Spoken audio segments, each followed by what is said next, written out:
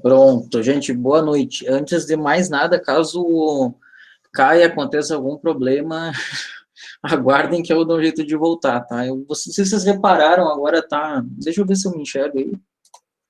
Sim, azul aqui atrás, né? Sim, eu tive que voltar para casa. Eu tive, não foi uma coisa assim, mas eu tinha já que resolver algumas coisas, olhei que era um momento adequado e voltei. Então, eu não tinha testado ainda, já participei de algumas conferências, mas não testei eu ainda como host, não sei se não vai dar algum problema, esperamos que não. Então, caso caia, eu vou tentar restabelecer aqui, na pior das hipóteses, botar 3G, mas 3G às vezes funciona até pior.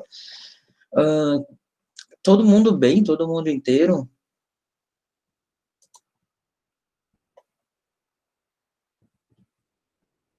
Não, tá todo mundo ruim, ninguém respondeu nada. Professor, é para falar, professor. Isso é uma sessão de terapia, professor. Você quer que eu comece? Peraí que eu acho que eu tô com o áudio... Ai, gente, desculpem, novamente eu estava com o áudio. Tudo que eu tô falando eu escutei. Ali, pode falar. Eu não escutei o que tu disse, porque A gente tá inteiro, professor, graças a Deus. Tá tudo certo, professor, porque você perguntou se tá todo mundo bem, é uma sessão de terapia, você não pode abrir essa porta, não, tá? Daqui a pouco o pessoal começa a desabafar. Mas eu vou dizer assim que eu próprio estava com medo de gene manipulação, porque eu disse, Senhor, vai ser assim a porta das lamentações. Então eu não sei, assim, sabe que a ignorância é uma bênção, né? Eu não sei se não chegou até mim ou se as pessoas estão em paz mesmo, mas eu me surpreendi, assim, eu disse, nossa, vai ser ali 15 dias do cão, que as pessoas vão ficar nervosas e tudo mais. Mas, enfim, mais ou menos foi. Nervosa, por quê? Por causa da coisa de comida fora. Então, eu acho que se tem uma coisa legal dessa disciplina é fazer a gente pensar um pouco, vou ver minha caneta, fazer a gente pensar um pouquinho nas coisas que a gente faz, sabe? Porque eu vejo assim, me incomoda, até quando eu vejo assim, que na minha casa as coisas não são feitas da forma como deviam. Me incomoda porque, enfim, além de ser uma coisa assim muito contra a minha própria, que eu vou dizer assim, a minha própria doutrina, a minha própria conduta, amanhã ou depois alguém está no hospital, né? Mas a gente adora fazer essas concessões. Por exemplo, eu não sei como é que é aí, mas no Rio Grande do Sul, em Santa Catarina, um bom pedaço também, as pessoas adoram maionese de ovo cru. E ela sempre tem uma boa estratégia, assim, para falar por que elas fazem, porque elas compram o ovo da colônia, é porque, enfim, só porque o ovo não é bem lavado, o ovo não é bem lavado, fica, na verdade, não, tá, gente, na verdade, não deveria fazer. Várias dessas coisas, eu não quis entrar, assim, muito nessa...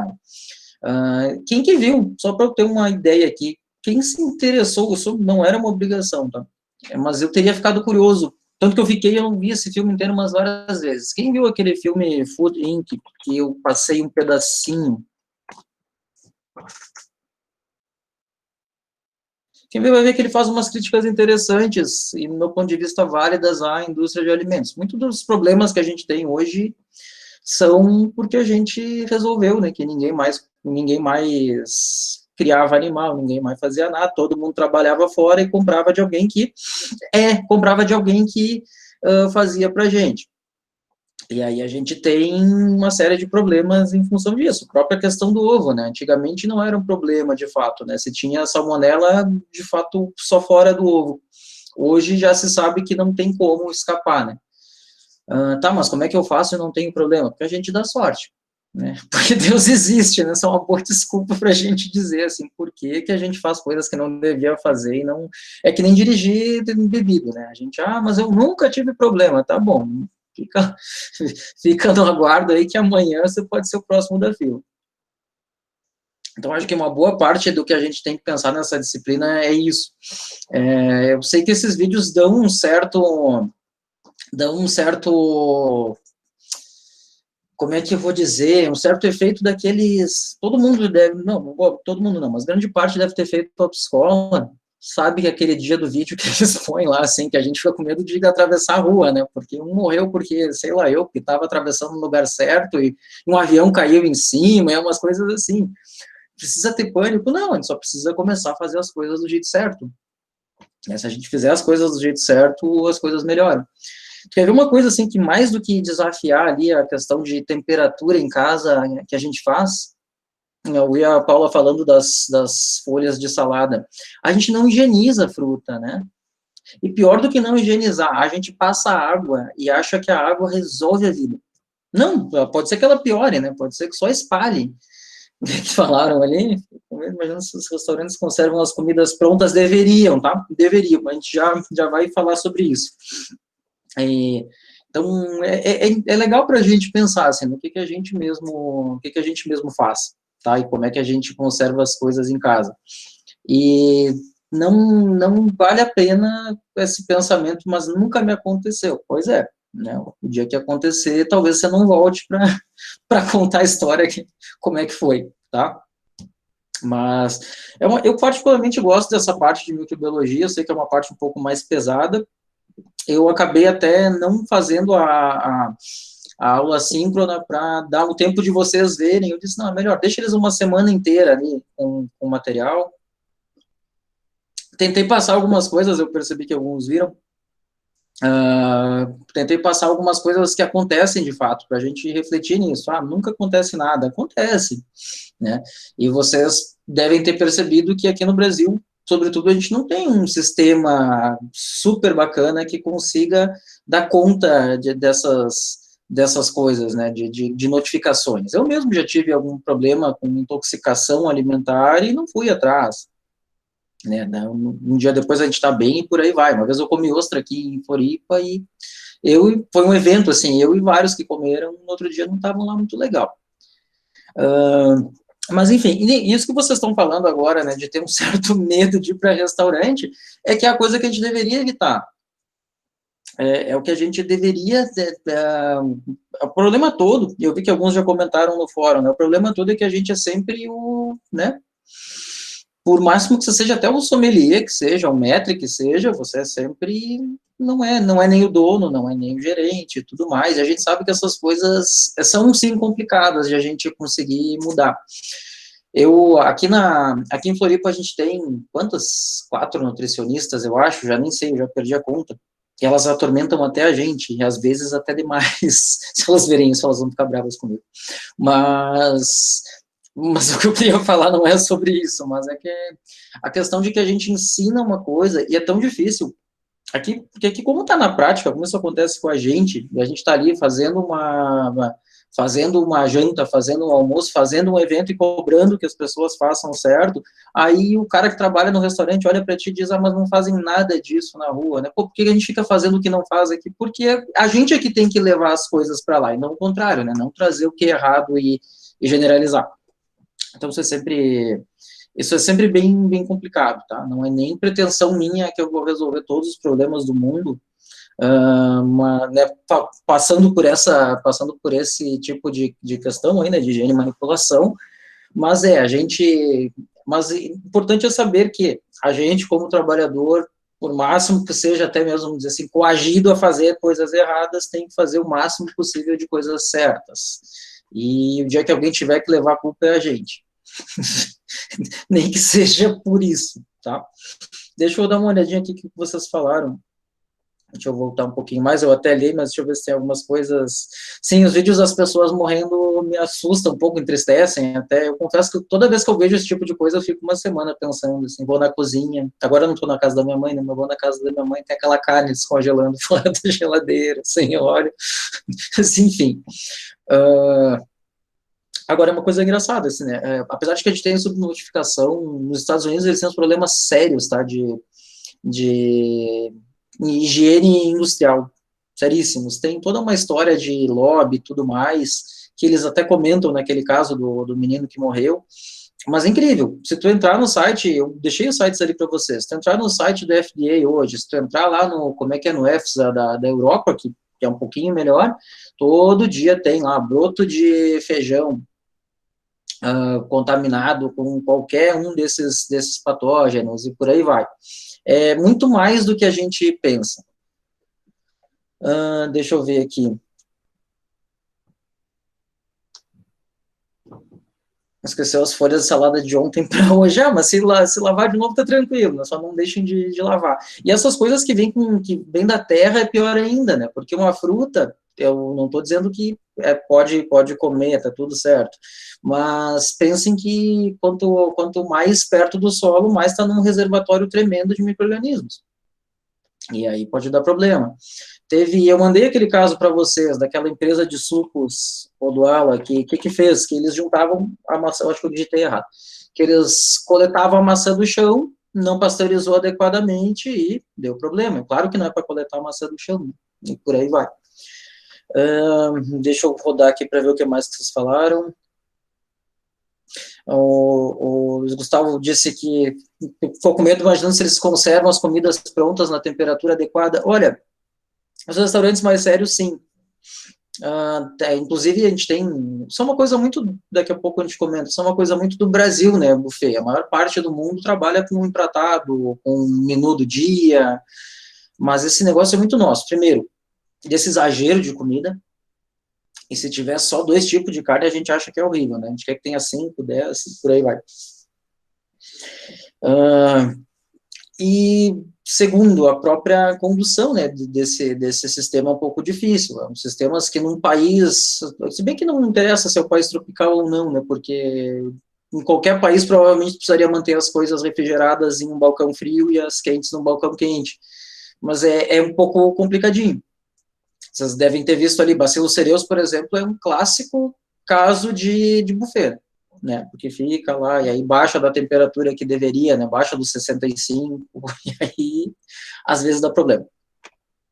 Salada de maionese, quer ver as coisas que vão repondo em cima, né, isso é uma coisa que eu sempre digo, assim, quer ver, em casa, um exemplo que a gente faz errado muitas vezes, queijo e presunto, comprou queijo novo, faz o quê? Joga em cima, né, ou já esvaziou, às vezes é um pouquinho melhor, a gente ainda traz aquele queijo para cima, só esquece que o pote ficou sujo, né, e que é naqueles detalhes que mora não Deus, mas o diabo.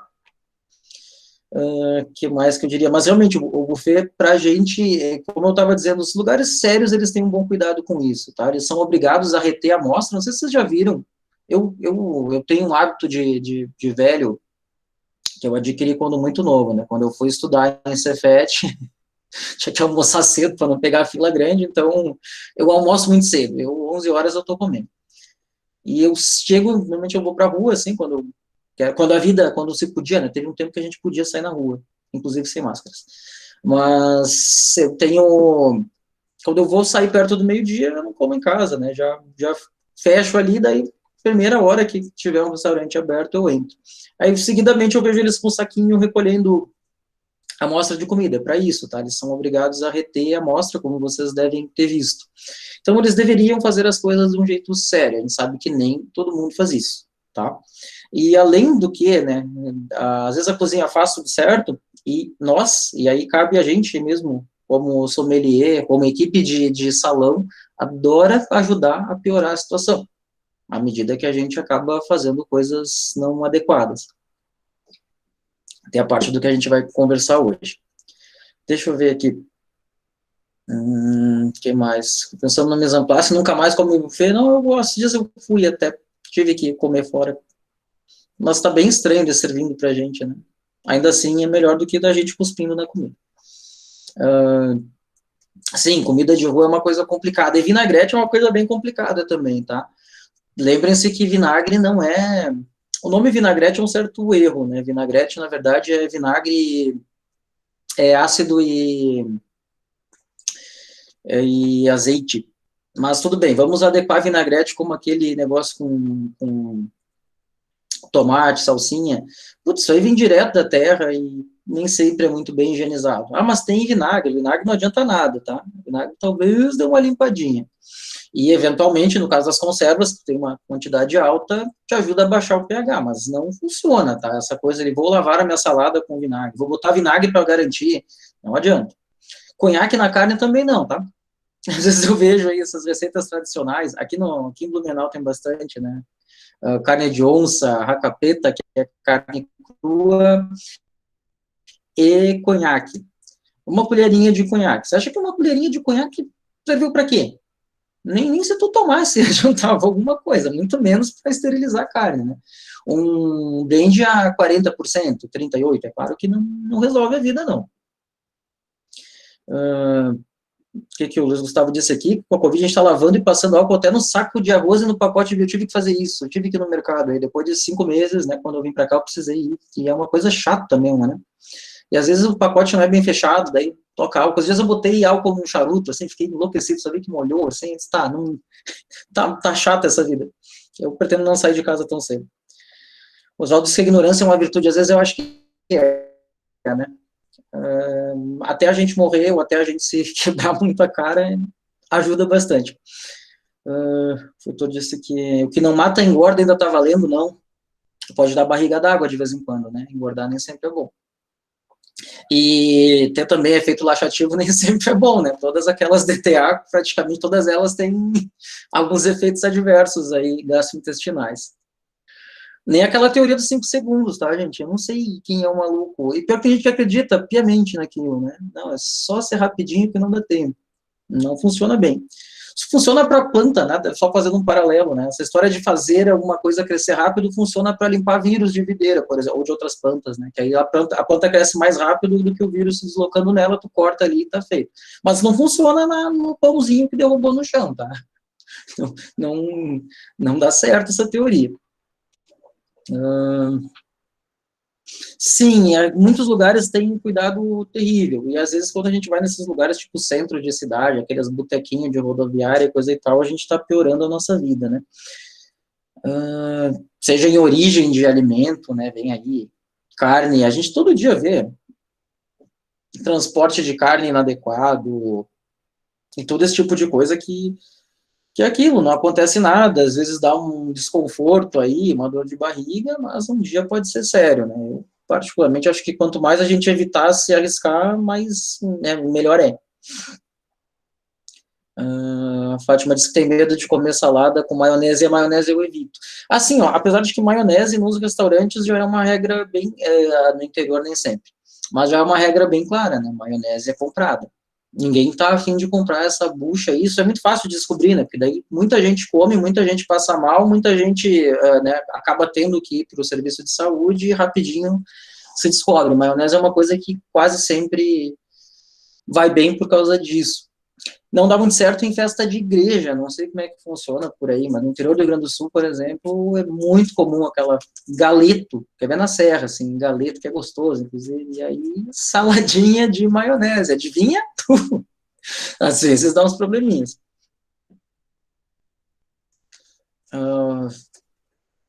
A Paula disse que o brasileiro tem tanto problema com o saneamento básico que já está protegido contra as bactérias, né? Esses dias algum político falou isso sobre vírus, né? Mas essa teoria não funciona muito bem, tá? Inclusive aquela história que a criança deveria viver suja aí no chão, né? Sim, né, gente? Não tem um grande respaldo científico. O Érico disse que usa um gerador de ozônio doméstico para esterilizar as frutas, verduras e, eventualmente, frangos. Legal. Eu já vi isso alguma vez na vida, assim, para casa? Não me recordo de ter visto. Mas adorei essa dica, já vou anotar aqui para procurar. Oswaldo disse que o mau costume começa em casa. Quantas vezes vamos em churrasco e deixam as carnes fora da geladeira por horas? Isso acontece lá em casa de monte, sabe? Eu olho assim e digo, não, gente, para quê? Não tem jeito. A Paula disse que está com medo porque recebe comida de pequenos empreendedores, mas pode ser um bom motivo para ajudá-los, assim, nesse sentido, né? Amiguinho, cuidado lá, fornecedores, cuidado lá, conservação, importante. E vocês imaginem uma coisa, né? Se para um grande fornecedor, vamos pensar aí,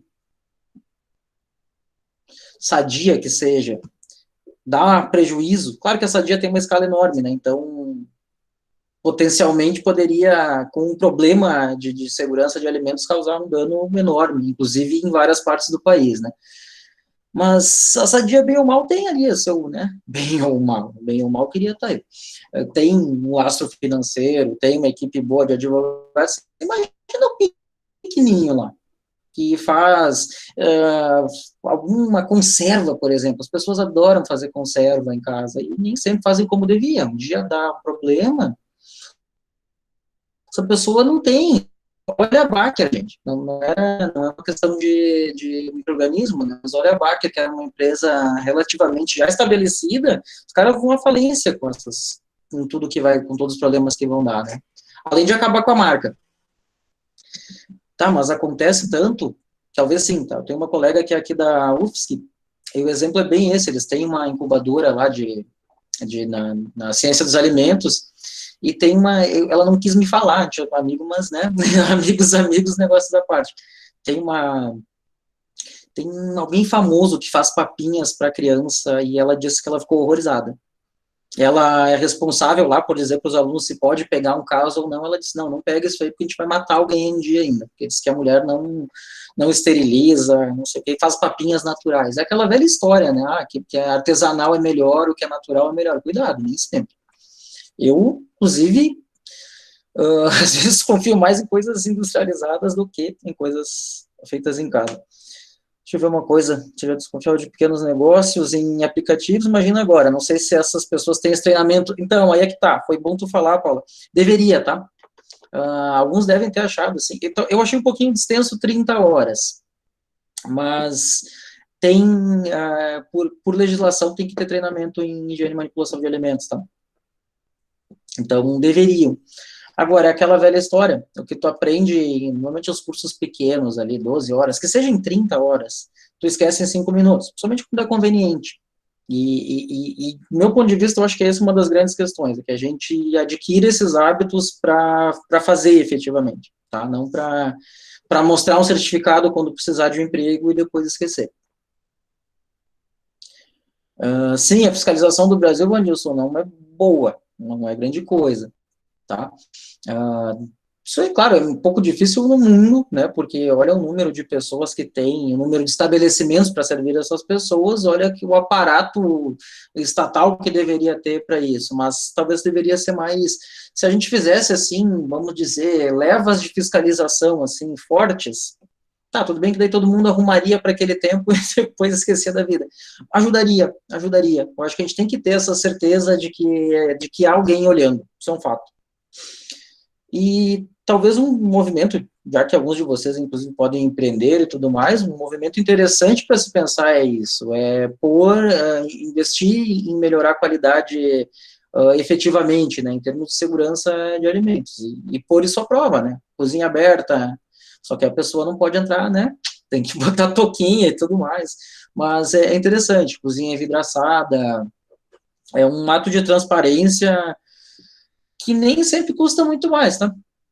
Até porque todo mundo deveria fazer essas coisas, ou seja, externar isso não vai significar um custo grande, e talvez a segurança que tu passa, como vocês mesmo estavam dizendo aí, a segurança que tu passa pode valer algum custo pequenininho a mais.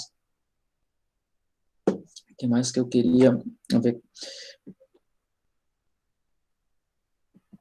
Quanto tempo a comida pode ficar exposta? Depende de comida para comida, tá? E sobretudo de temperatura. A gente precisa ter aquela faixa. Ou tudo é muito gelado ali, em torno de 4 graus, ou é muito quente, acima de 65.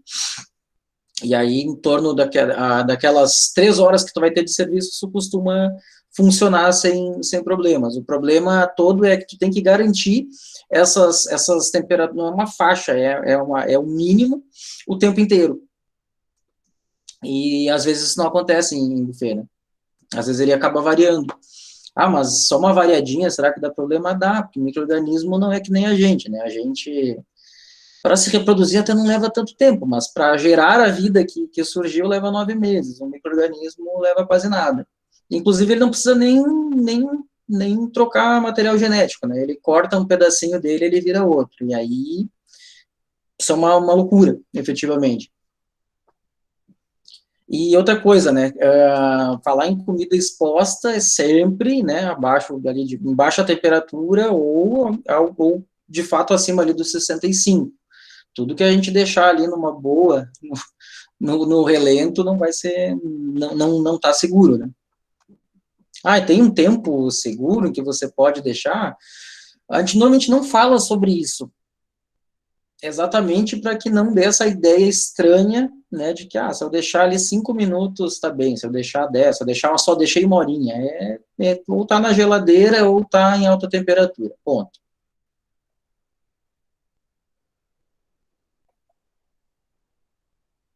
Aí eu gosto, mas disse um professor meu aí da Ciência e Tecnologia de Alimentos, né, falando sobre stick tartar e essas mesmo aqui, a racapeta, carne de onça, é bom carne crua, vamos falar a verdade. E falando sobre isso, ele disse, eu como, né? O que é a vida se a gente não correr algum risco? Enfim. Mas eu acho gostoso, assim, comer algumas coisas típicas, inclusive aquelas não tão, aquelas que dão certo medo. A gente reza que as pessoas tenham as boas práticas, né? Mas nem sempre elas têm.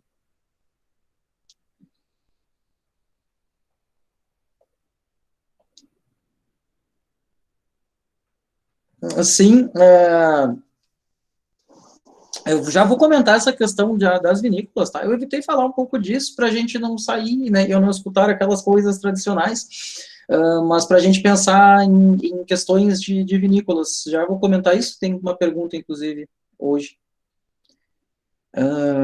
São bem aplicados na prática. Os princípios da PPCC são muito bonitinhos, mas nem sempre eles acontecem. Uma coisa, gente, só para a gente para a gente se entender, né? BPF é algo como, né? Boas práticas é algo como. Garanto que este lugar fisicamente está bem. Vamos fazer uma diferenciação assim meio grosseira. A PPCC, garanto que tudo que possa dar de problema está sob meu controle. A gente tem situações que a gente não tem muito como evitar, né? E a gente precisa ter ela sob controle para a gente saber, olha, se algo acontecer de errado aqui, preciso atuar. Se eu não pasteurizar, se eu falhar na temperatura de pasteurização de um produto, de um leite, de uma carne, de um embutido, de um enlatado, desculpem, quer dizer, olha, isso aí pode trazer vários problemas. Então, é importante a gente ter controle disso. Por que não tem nada que pune quem não cumpre a PPCC? Não sei, sinceramente. Vou perguntar para a Silvia. A Silvia é alguém que vai saber me dizer isso. Deixa eu anotar isso. Mas, na realidade, tem. A legislação sanitária te responsabiliza se coisas erradas acontecerem, né? De alguma forma, ela acredita que tu diz que tem, né, porque tu é obrigado a ter, entre tu ter e dizer que tem, e ela acontecer, às vezes tem tem ali um pequeno vale no meio do caminho, tá? Mas vou perguntar especificamente isso, se a questão do APPCC, onde estão meus papéis? Eu mudei de coisa aqui, eu me perco um pouquinho, então aqui. Não. Senhor, um dia eu volto, eu me acostumo. Eu deixei minha prancheta lá na janela. Paciência. Mas deixa eu anotar direitinho essa questão para perguntar para ela, se alguém que vai saber dizer é ela. E eu derrubei minha caneta. Ai, onde está ela? Aqui.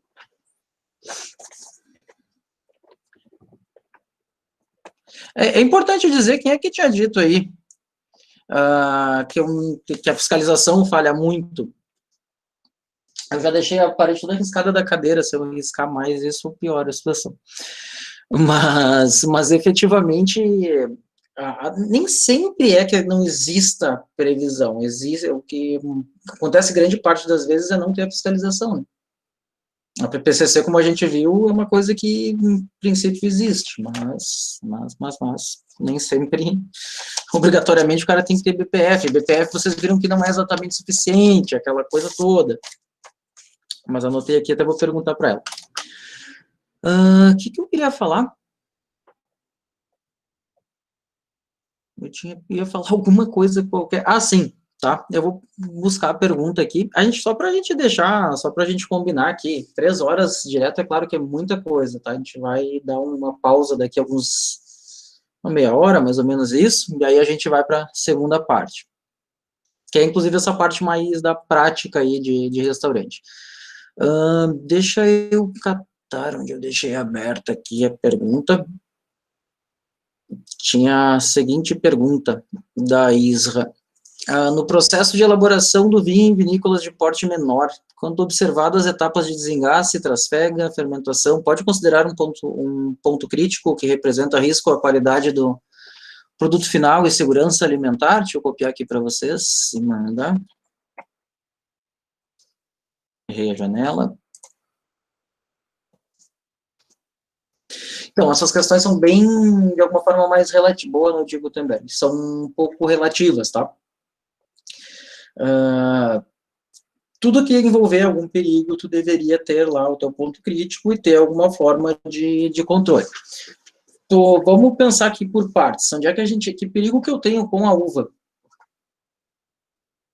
O que vocês imaginam ali que pode ter de errado? E que possa significar um prejuízo para a qualidade do... Isso é uma coisa que é importante dizer também, né? Entre significar um prejuízo para o produto e significar risco à saúde, às vezes tem alguma diferença. E talvez em vinícola seja essa a questão maior, né? Que a gente acaba não dando muita bola. Porque dificilmente alguma coisa em vinícola vai fazer tu matar alguém. Então o maior risco ali é provavelmente alguma coisa de produto químico. Vamos que tu confunda ali uma bombona, que elas são parecidinhas, inclusive, uma bombona de um produto químico e algo em um aditivo do vinho, pode ser que tu faça um estrago. Mas, fora isso, o vinho é um meio relativamente estável, para a nossa sorte. O cervejeiro, por exemplo, não tem essa, não sei se alguém faz cerveja aqui, né? O cervejeiro sabe que se ele resolver pisar o malte com o pé, acaba com a cerveja, tá? Não tem pH baixo, baixo teor alcoólico, não tem muita proteção. No vinho é tudo ali, né? Deus que é, Jesus fez o vinho e basicamente a gente continua confiando nele. Mas a maior parte dos perigos que a gente tem, talvez questões químicas, efetivamente, e aí vai de ter toda um pensar para ter as coisas nos seus devidos lugares, tá? Um estoque de insumos que se usa em vinho não é um estoque de produtos químicos e não deveria estar tudo junto. Limpeza em si, tá? Quando tu faz alguma sanitização, eventualmente tu pode falhar na tua limpeza e tu tem que ter isso como um ponto crítico, e saber que isso aí pode significar, se tudo der certo, perda de vinho, se tudo não der muito certo, prejuízos para o consumidor. Eu acho que o caso da Baker ajuda a gente, não quero ficar tripudiando aí esse caso em si, né, dando uma de Datena aí, mas ele é interessante, porque eu vou dizer que eu não tinha, por exemplo, eu nunca tinha pensado na trinca do tanque, da cinta de refrigeração do tanque, e que é uma coisa que talvez deveria ser pensada, tanto que deu o que aconteceu, né, deu o que deu. Quando que um tanque de inox vai ter uma trinca e isso aí vai passar para o vinho e vai matar alguém? Nunca, né, até matar. Daí a gente descobre que sim. Então, desse ponto de vista que eu te digo, né, sempre tem que ver, tá, mas quais são as coisas que tu tem, quais são os perigos que tu tem. Se a gente pensar assim, desde a uva, e outra coisa que a gente tem que pensar, como tu não comercializa, tu não faz, por exemplo, uma geleia, e faz as uvas, enfim, processa elas e invasa elas, a gente vai esmagar, vai tirar bagaço, vai filtrar, tu acaba tendo alguma sorte quando tu não tem todo o domínio do teu processo. Por exemplo, se tu pôr uma tesoura de poda dentro de uma caixa de uva, isso talvez estrague uma máquina. O que é péssimo, claro, mas financeiramente, sobretudo para a empresa. E para parar com a linha lá, né, quando tem uva saindo pelo ladrão. Mas isso não te representa, né, no fim das contas, que tu vai invasar um vinho com uma tesoura de poda dentro, né? Mas é claro que não deve acontecer. Mas se a gente for pensar assim, do começo, recebendo uva, o que vocês imaginam? Deixa eu só ver que a Mariane botou uma pergunta aqui, se a Brettanomyces, que causa odor de suor de cavalo, oferece algum risco à saúde? Te respondo dizendo que aquelas cervejas sour, sobretudo, são feitas com Brettanomyces. Ela traz um risco mental, assim, a pessoa pode ficar irritada, assim, eu fico muito irritado quando você pega aquele vinho caro, assim, ele tem um cheiro de cocô de cavalo, mas não traz nada para a saúde. E tem uma outra coisa É importante eu anotar isso para eu não esquecer, que a gente tem... Ah, mas hoje tá difícil. Deixa eu escrever aqui pra gente. Depois que eu falar, assim, de questões como se fossem industriais, eu queria falar sobre questões menores. E aí talvez essa questão da Brettanomyces possa ser importante. Mas se a gente pensar assim, que riscos eu tenho com a uva? O que vocês imaginariam aí? Estou recebendo uvas.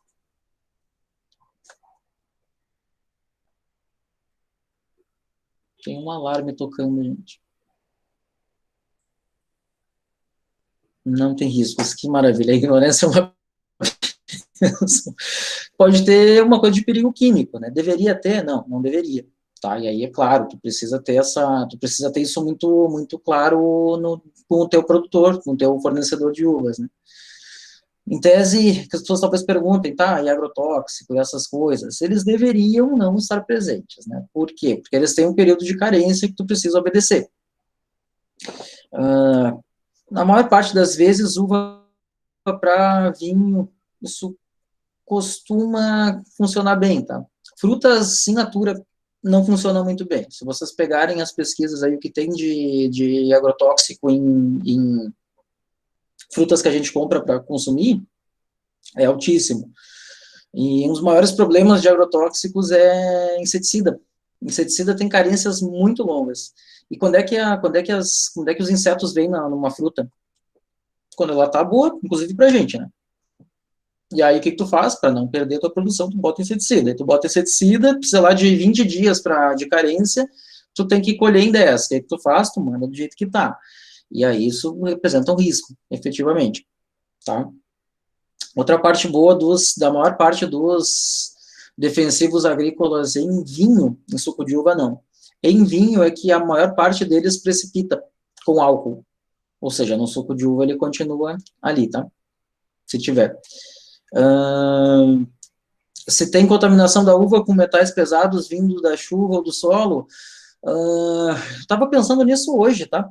Porque eu estava tentando lembrar, eu não vou dizer o nome da empresa, embora vocês consigam identificar, provavelmente, eles estavam enfrentando um problema com exportação de suco concentrado por causa de metais, não metais pesados, mas excesso de ferro, se eu não estou enganado, ou alguma coisa com teor de metais, a ponto de que eles estavam tirando, o que, se fosse pensar, é uma loucura, eles estavam parando de usar SO2 do cilindro, do botijão, como se fosse esse nosso botijão de cozinha, porque eles suspeitavam que uma das fontes podia ser aí a ferrugem por dentro.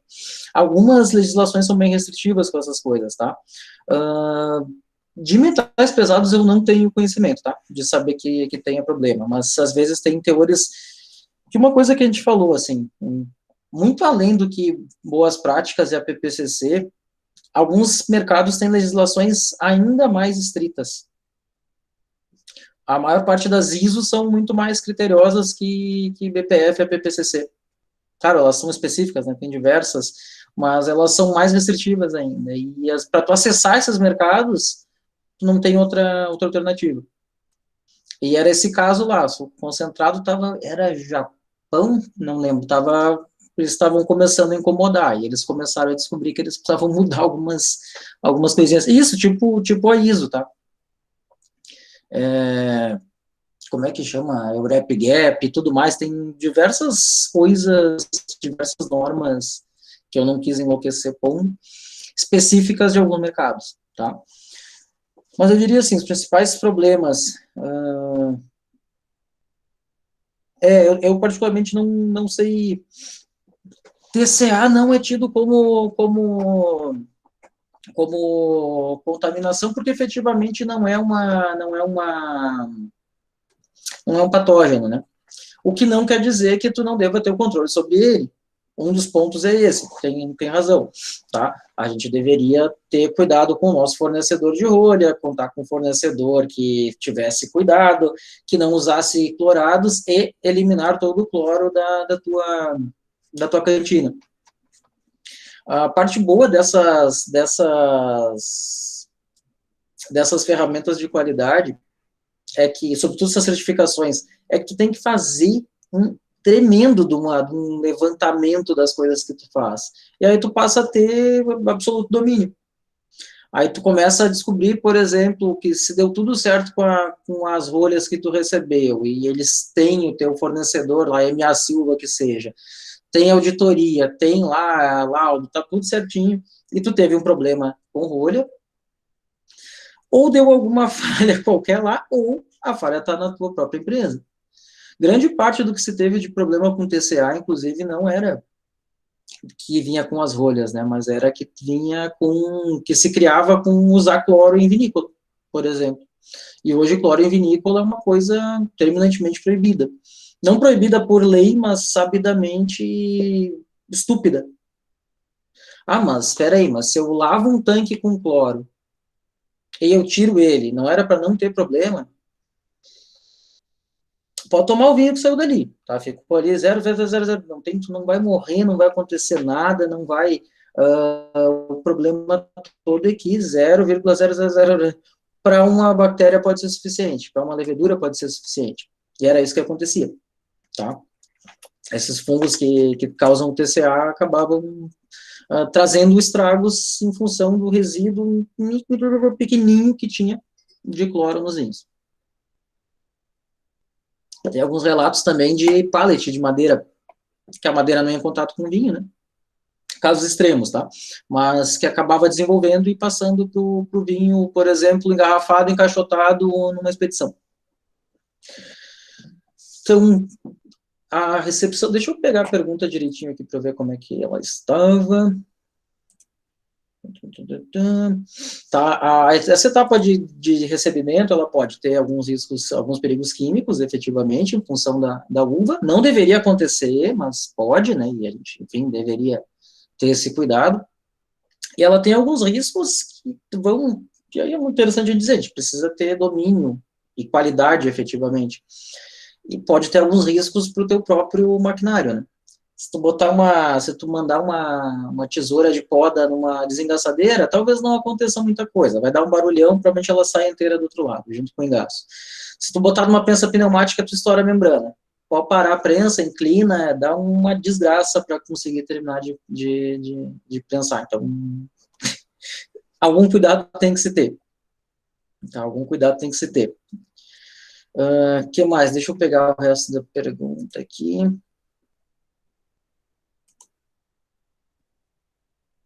Trasfega talvez tenha algum problema com a questão de limpeza, tá? Com resíduo de produto químico. Pode ter aí um perigo químico em função de resíduo. É raro? Deveria acontecer tudo certo? Deveria. Costuma andar bem? Costuma. As pessoas costumam lavar, costumam, né, usar o produto, passar a água pura adequadamente, mas existe. Qual é a chance disso acontecer? Baixíssima, mas pode acontecer. Qual era a chance de um tanque de uma cervejaria trincar e entrar, inclusive o líquido refrigerante que não devia ser usado, porque também foi trocado lá, aconteceu. Professor, pode falar. Então, de uma maneira geral, os perigos de contaminação são muito mais químicos, neste caso, para os vinhos, do que necessariamente biológicos e físicos também, no caso. Pode cair alguma coisa, né? Que indica um risco para a saúde humana, sim.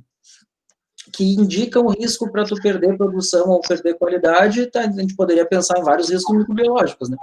TCA, própria manutenção do vinho num baixo teor de SO2, que poderia trazer diversas leveduras e bactérias deteriorantes, mas se tu tomar aquele vinho, nada vai te acontecer. E talvez seja por isso que a indústria vinícola costuma não ser assim tão criteriosa. Essa talvez seja a notícia boa, assim, né? Professor, pelo amor de Deus. Deixa de comer alface, não deixa de tomar vinho, porque o vinho está mais ou menos garantido. O que é? Eu não escutei. Não, eu estou lamentando só, professor, porque como assim não é muito criteriosa, professor? Professor, eu não vou mais comer mais nada. Tudo que eu for comer, eu vou fazer em casa agora. Na prática, as vinícolas não são assim tão cuidadosas. Isso é um fato. Isso é um fato.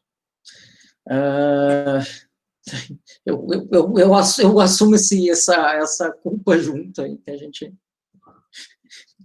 já estive dentro de tanque de uva inteirinho, inclusive. Deixa eu voltar aqui. Em Trasfega, provavelmente mais perigo aí químico, tá? Vamos lembrar que risco físico tem praticamente em todas as indústrias, né? À medida que lâmpada quebrada pode ser um problema e tudo mais. Eu ia comentar agora, Gustavo, a questão da Baker. Não saiu ainda o laudo final, mas eles já chegaram à conclusão de que não foi sabotagem e que foi uma trinca num tanque. Junto onde tem a solda da cinta de refrigeração. Aí é que tá, eu acho que esse é o ponto que era o que eu estava dizendo antes, né? Mas qual é a possibilidade de acontecer que alguém lave mal um tanque e que isso vá parar no vinho, que isso vá trazer problema para alguém? Bem baixa, mas ela pode acontecer. E talvez quando ela aconteça, o estrago seja bem grande. Eu acho que esse exemplo da Baca era interessante para a gente pensar nisso, né? Olha o que esses caras estão... Nem existe mais, esses caras esquecem, já era. Mesmo que eles fossem milionários, essa marca acabou, né? E era uma contaminação, que era perigo químico, tá? Foi contaminação química. E por isso que a gente precisa ter certo cuidado. Veja que, assim, se eles tivessem controle do fornecedor deles, que era para ser monoetilenoglicol, eles tinham dietilenoglicol. Se eles tivessem controle do fornecedor, tivesse lá... O cara pode mentir? Pode. A mentira sempre pode ser possível. Ele pode trazer um laudo lá frio, enfim. Mas é tua responsabilidade ter esse controle, né? E... Professor. Oi. Pode falar. Assim, eu não sei nem se o professor, porque eu acabei tendo que sair um pouco aqui, não sei se o professor já mencionou, mas eu fiquei pensando depois com relação às madeiras de carvalho, porque madeira em indústria alimentícia é praticamente abominada, né? Aí eu fiquei pensando sobre as madeiras, né? Para essa questão de risco biológico. Olha, como eu comentei, felizmente, vinho é um meio ácido, alcoólico e relativamente tranquilo. Tanto que a gente não encontra. Se tu pegar um vinho ali, botar... Só um parêntese, tá? Vinho não mata Covid-19, tá? Que eu não sei quem foi... Foi estúpido quem falou isso, né? Foi, enfim. Mas provavelmente tu não vai ter patógenos ali. Tu não vai ter problemas com contaminação. Nossa, usava ovo no vinho, dava tudo certo, exatamente porque tem um meio alcoólico de baixa acidez. Então, tu tem uma certa estabilidade do vinho como bebida, não se altera, e, felizmente, para a saúde também tem. Então, a madeira não costuma ser problemática desse ponto de vista, o que não quer dizer que seja muito legal ter madeira, sobretudo aos olhos da legislação. Deveria ter ambiente adequado e alguns cuidados sanitários. E, sobretudo, terminantemente proibido cloro, né? Cloro em lugar que tem madeira é TCA na certa. Tu vê, eu comecei a estudar, a gente basicamente falava em usar hipoclorito. Então, isso não é uma coisa assim, então, parece que assim, nossa, um problema de 1950, TCA, não, até 20 anos atrás, 30, acontecia relativamente bastante.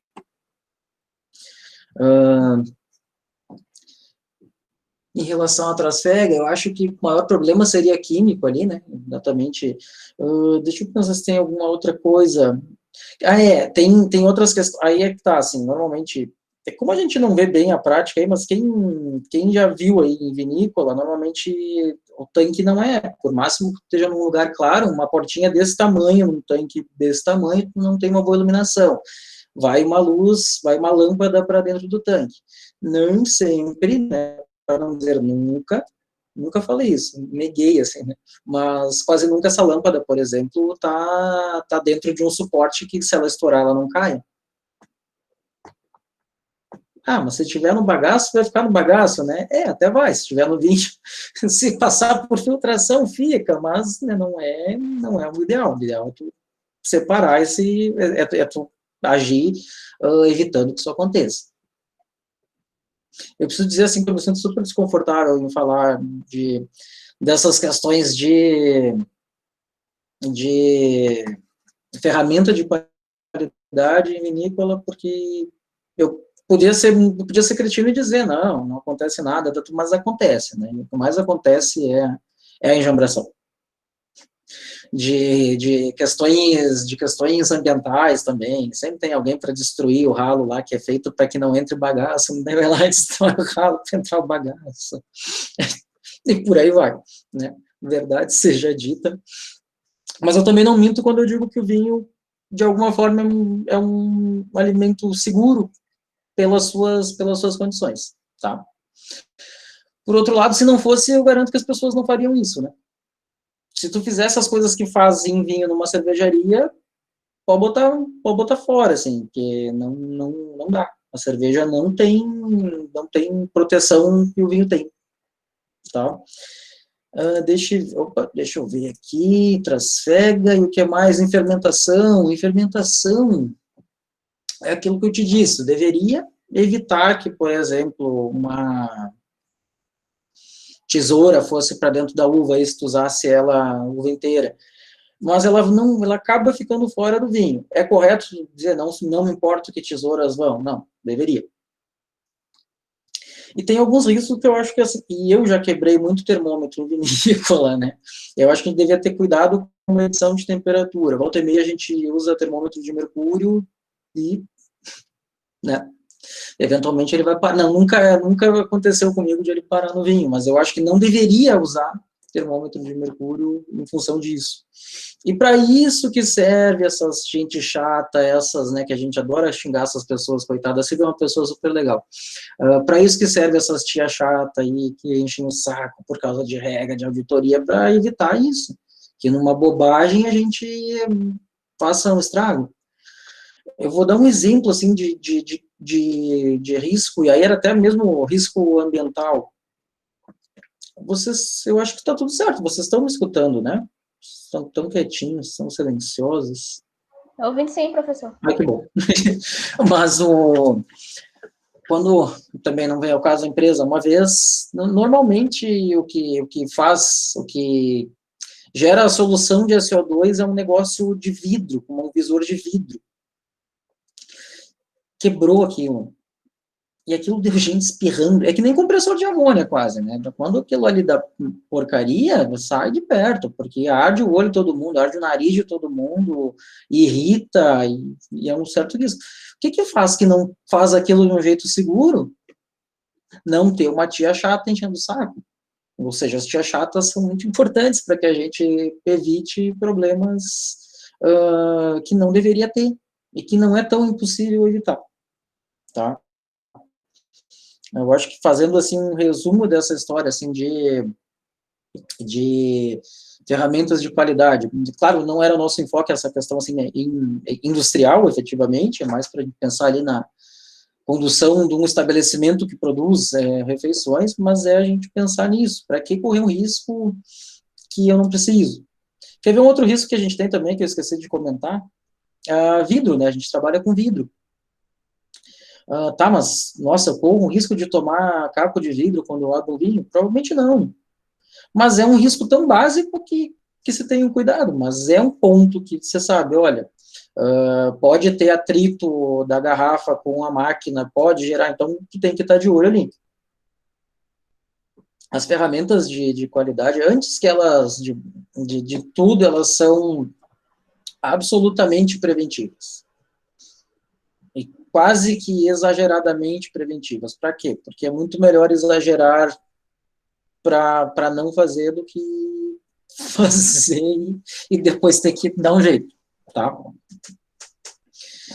Eu sempre tive vontade, é que essas coisas, elas não são legais de pedir, assim, eu sempre tive vontade de pedir, assim, para a Silvia, você não consegue, assim, um exemplo, primeiro para o seu trabalho da pessoa, né?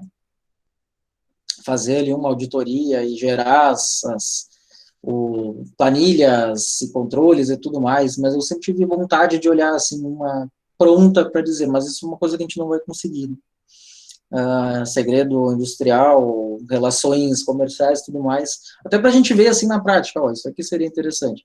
Eu também cheguei a pensar em pedir Cheguei a falar com a Silvia mesmo, vamos fazer uma live, mas daí eu disse, não, tira, que depois vamos reclamar para a visita ainda. Eu disse, deixa quieto, vamos dar solução caseira. Mas era interessante, porque ela trabalha bem focada nisso, tá? Há muitos anos. Como estamos?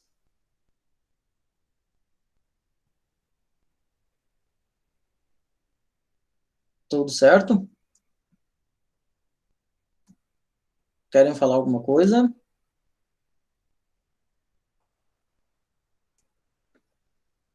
Não façam comentários sobre a avaliação, tá? O que eu vou falar aqui é só para a gente... Aqui, a ignorância nem sempre é uma benção. Aqui, deixa eu ver o negócio aqui. Oh, legal, o Alexander achou um negócio aqui sobre vinhos contaminados por metais pesados. Abri aqui para dar uma lidinha, de repente até eu leio quando eu fizer um intervalo. Esses tempos saiu vinho com glifosato, né? Vinho e cerveja na Califórnia. Ou seja, é importante ter uma boa rastreabilidade, sem dúvidas. E também outra coisa que é importante, talvez para fechar o assunto, quem pensar em mercado externo, nem pensa em trabalhar sem ter um bom mecanismo de rastreabilidade, tá? E rastreabilidade significa, no mínimo, BPF, APPCC. E no mínimo, estou sendo até estúpido em dizer, precisa mais que isso. O que eu queria falar? Eu parei para falar e acabei esquecendo. Sim, então só não comentem as questões em si, tá? Mas deixa eu só ver aqui, a última vez que eu vi tinha 51 respostas e duas avaliações abaixo de 6, tá? O que é um bom número. 53 respostas, aumentou, não, aumentou, agora tem 3 avaliações abaixo de 6, mas todo o resto, e tem 29 com 10, isso foi muito interessante. Que bom. Deixa eu voltar aqui para mim.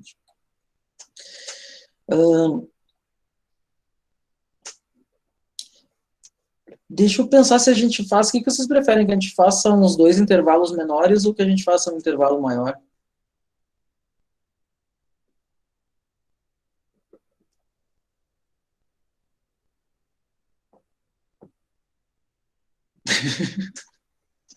Vocês não querem intervalo, não. Tá. Não sei, de repente a gente faz uma pausa maior para falar sobre janta. Para falar sobre janta. Para vocês, mas daí na janta vai ter que fazer e mostrar que tá tudo direitinho, que tava na geladeira, que tava tudo certo.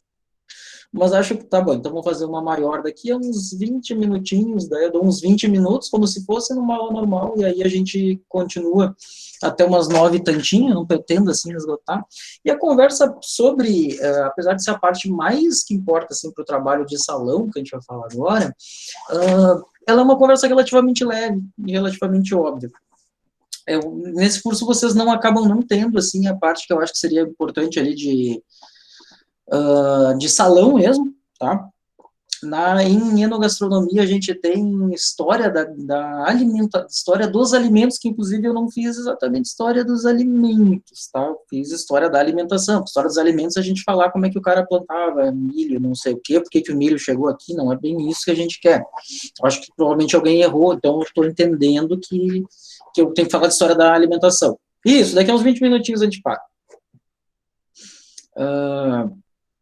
Mas a gente não fala exatamente dessa questão aí de brigada de salão e tudo mais, tá? Que eu acho que faz falta. Posso deixar para vocês isso, em qualquer unidade, pode ser nessa, pode ser em enogastronomia, mas não está previsto.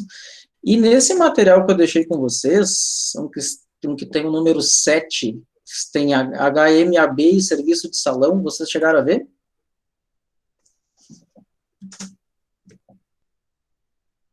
Perguntas que a gente não deve fazer.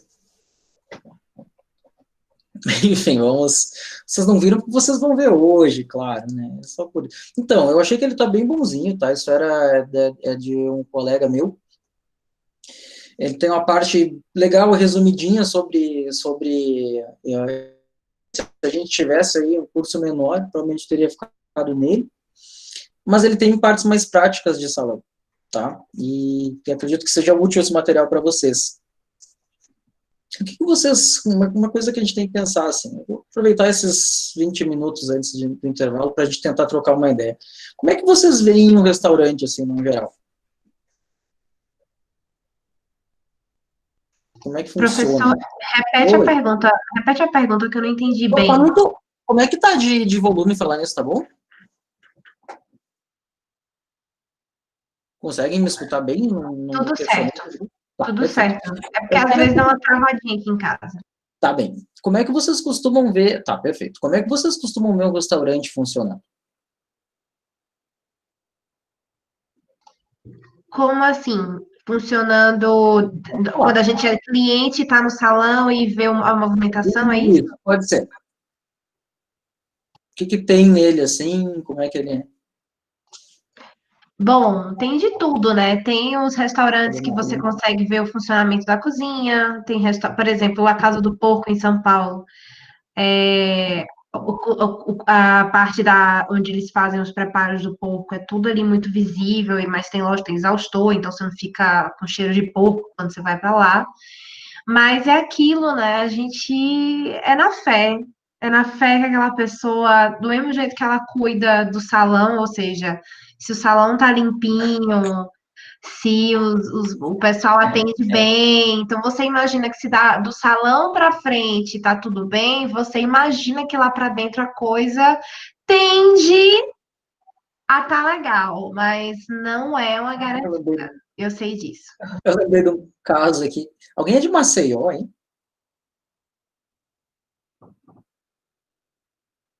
Choperia Alagoana, acho que chama isso, né? A gente só olha para cima, olha lá os ratinhos no telhado. Da primeira coisa que a gente pensa, eles estão assim, nos arcos lá do telhado. Imagina onde eles devem ter passado, tá? Mas, enfim. Tá, e como é que vocês veem a comida nos restaurantes? Deixa eu ver aqui, o Gutenberg falou uma coisa aqui, de um garçom para um banheiro social com uniforme e voltou a servir os clientes. É que ele usou a colher, lembra aquela piadinha da colher? É péssimo, desculpem. Não, sim. Oi, pode falar. Depois disso daí, eu parei de ir a restaurante assim na rua, porque é complicado. Né? Coisas que a gente vê, eles falham, imagine assim, o que a gente não vê. Aí é que é complicado, né? Tu sabe que assim, olha, às vezes a gente fala uma coisa que eu não concordo muito, é que o brasileiro precisava ser mais cidadão, não sei o quê. Sabe o que é que para tu ser mais cidadão, tu teria que não trabalhar, porque daí todo dia tu ia ter reclamado, tu ia ver uma coisa dessas, tu ia ligar pro cara do restaurante, e nem sei, mas uma vez eu me incomodei, eu lembrei disso, porque uma vez eu me incomodei muito, assim, eu não lembro nem que shopping era, eu acho que nem onde era, eu sei que eu vi o sujeito entrar exatamente, inclusive com o avental, né, que eu não sei bem como é que fez, ele foi no banheiro, saiu do banheiro sem nada, eu disse, cara, não deu, eu só lembro que eu vi, assim, de onde é que era o restaurante, daí mandei um e-mail, e os caras responderam, não vamos cuidar. Cara, porque isso é básico. E isso é uma coisa, olha só, ia aumentar muito o tempo de ele no banheiro? Não. E existe um risco, claro, associado ali, né? Como vocês viram aí, a gente consegue, por não lavar as mãos quando sai do banheiro, poder pôr alguém no hospital. Então, pô, difícil, né? Difícil, mas nem sempre a gente consegue estar sempre de olho, nem sempre a gente vê. E vi que alguém comentou no fórum também, se bobear foi o Érico, a gente também tem que saber que nem sempre os restaurantes oferecem a estrutura adequada. Não deveria nem estar aberto, inclusive, né? Mas minimamente você precisa ter um banheiro decente e também não ficar ali, que tem uns que parecem uns pitbull, né? O cara vai no banheiro, falta o gerente de atrás para ver se está fazendo o que ia fazer, né? Que tem que ser rápido, tem que não sei o que, gente.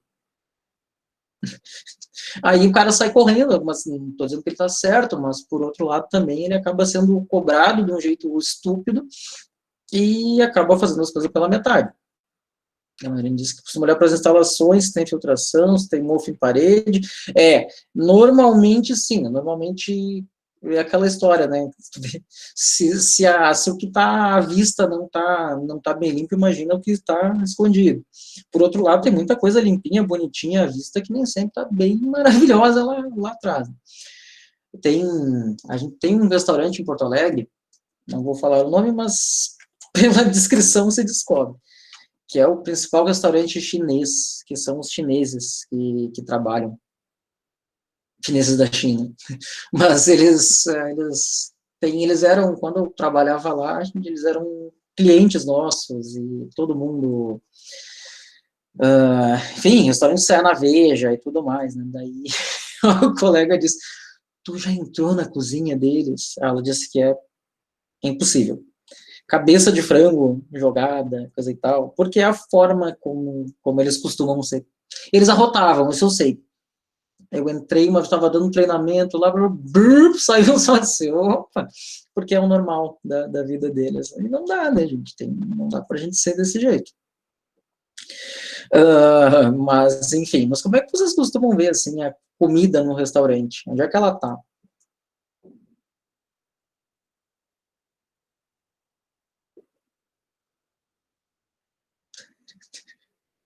Aquele silêncio bonito. Como é que vocês veem, assim, a comida? Como é que ela chega até vocês? Como é que vocês chegam até ela? Professor, Oi, pode falar. assim, eu já fui a uma churrascaria até bem renomada aqui da cidade. E a comida, acho que ficava exposta assim numa bancada, porque era aquelas comidas de panela de barro, ficava exposta junto ali onde o pessoal tinha as mesas onde a gente fazia as refeições. Tinha lá, tipo, uns fogãozinhos e ficava a comida ali. Eu achei estranho, junto onde a gente ali come, acho que para ficar mais próximo e o pessoal visualizar que realmente a comida dessas panelas de barro, que é tradição aqui no Nordeste. Uhum. E sem controle, sem estar com fogo direto, pode ser complicado.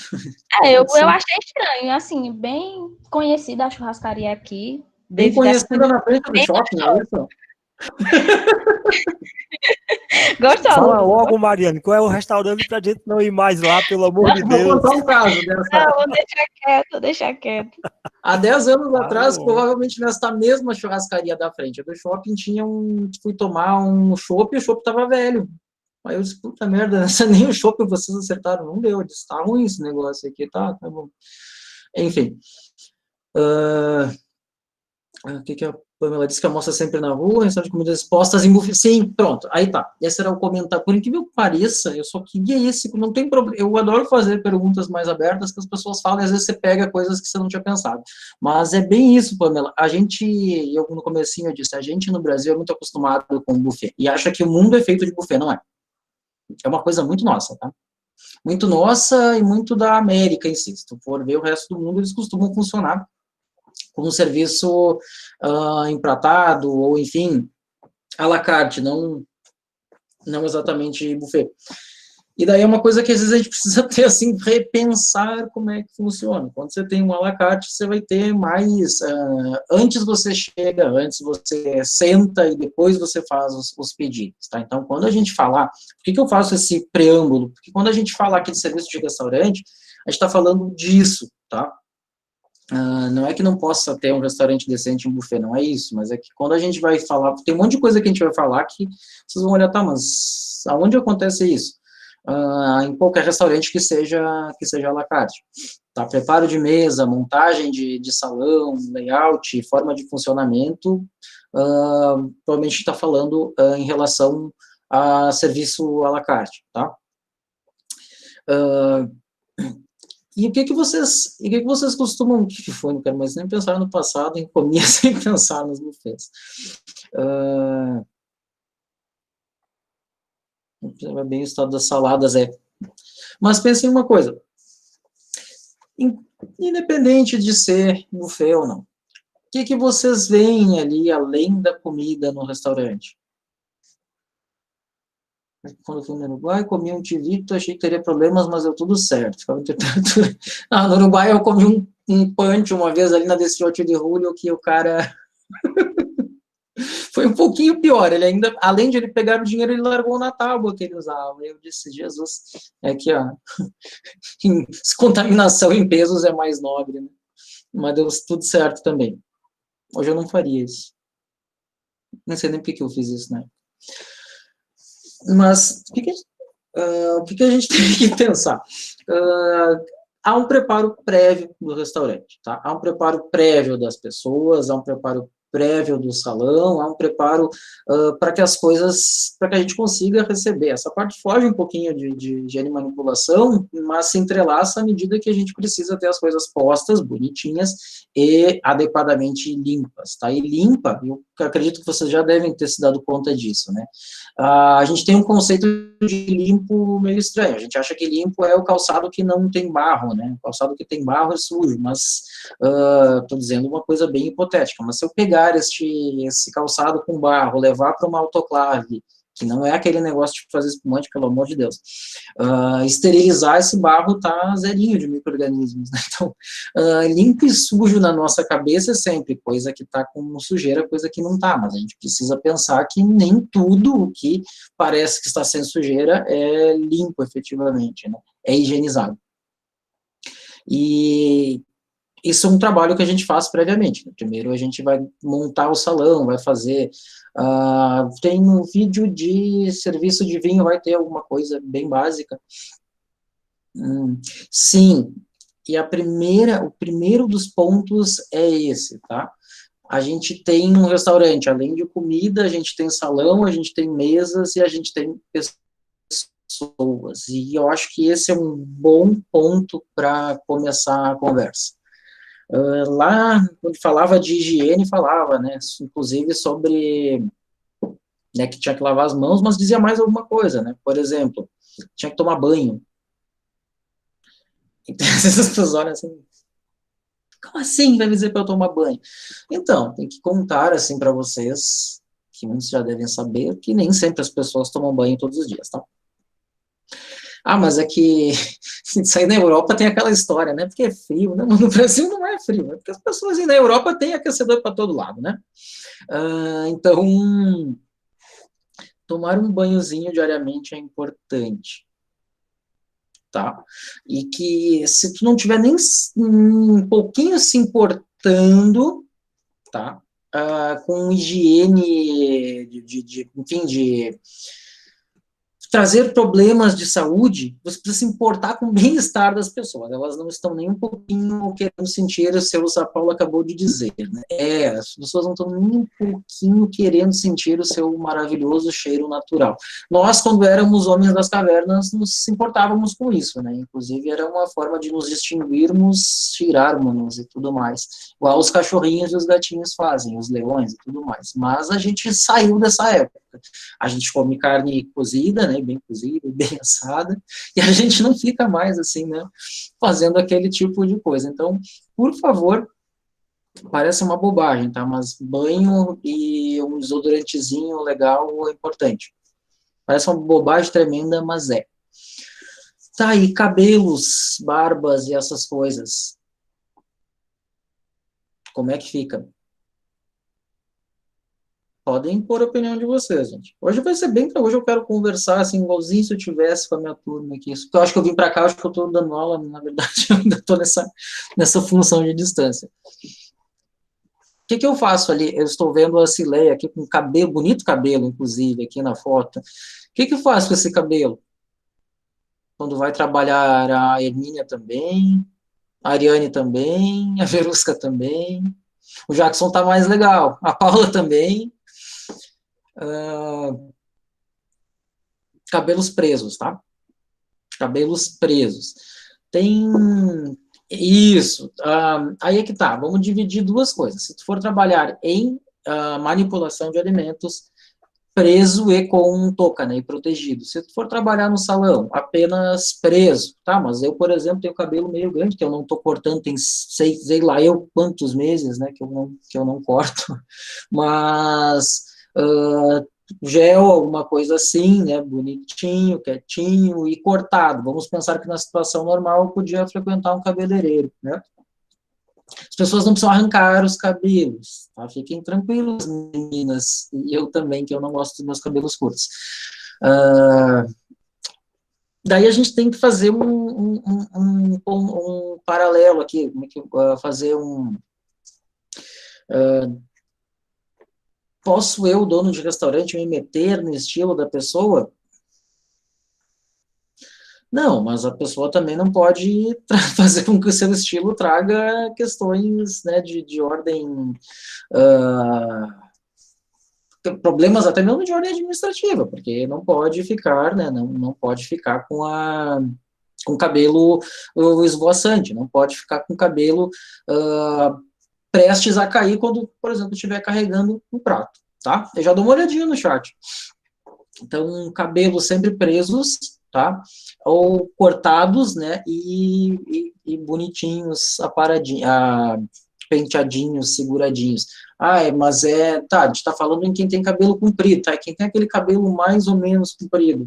Mesma coisa, tá? O que puder amarrar, amarra, o que não puder, deixa ele direitinho, sem essa coisa de cabelo batendo. Eu lembro que, para quem conhece Bento Gonçalves, talvez saiba que para baixo ali do que é o que era o Cefet lá, o que é o Instituto Federal, tem um restaurante famosinho chamado Portuguesa. A Portuguesa tinha uma moça que ela andava com aquele cabelo, ela só olhava para aquilo assim, né?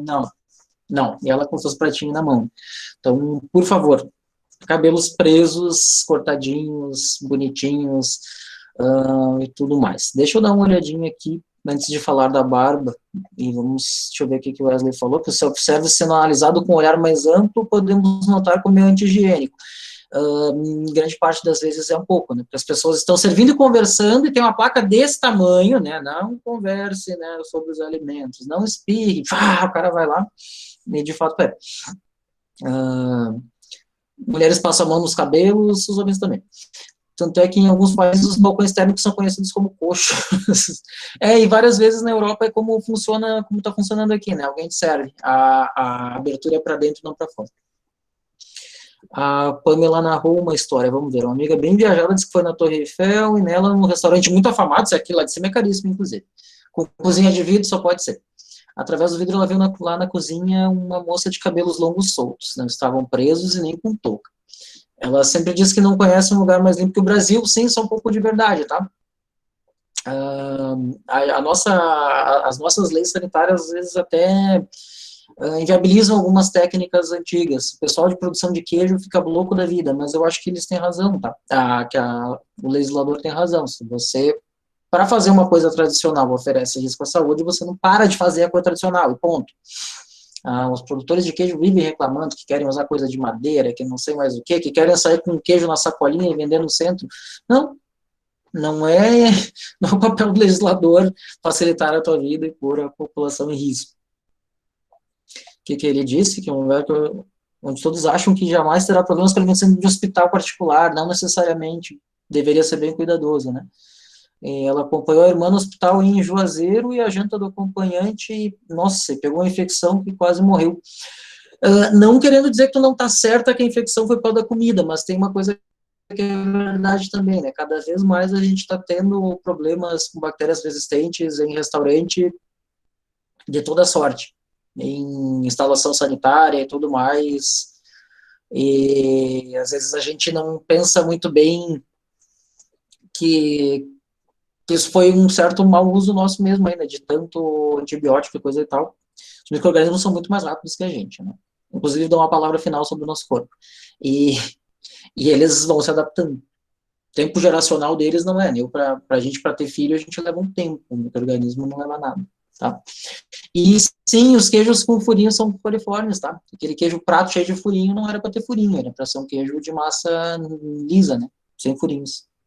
Se tu conseguir esse link, passa, é sempre legal. Eu adoro falar que os furinhos não é o Gouda, tá? Não é o Emmental, o furo em queijo mussarela, prato, deu algum problema. 8h30, eu acho que a gente dá uma paradinha, dá uns 20 minutos, e aí depois eu falo da barba e outras coisinhas, e a gente continua com a questão de arrumação e higienização do salão, pode ser?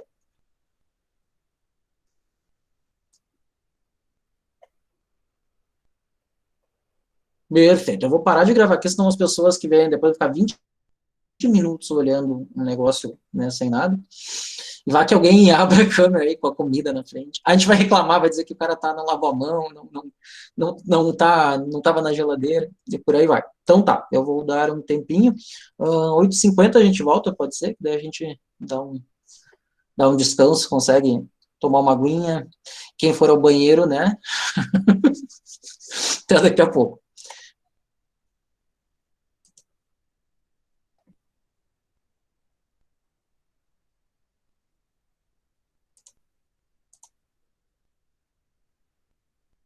Nossa, então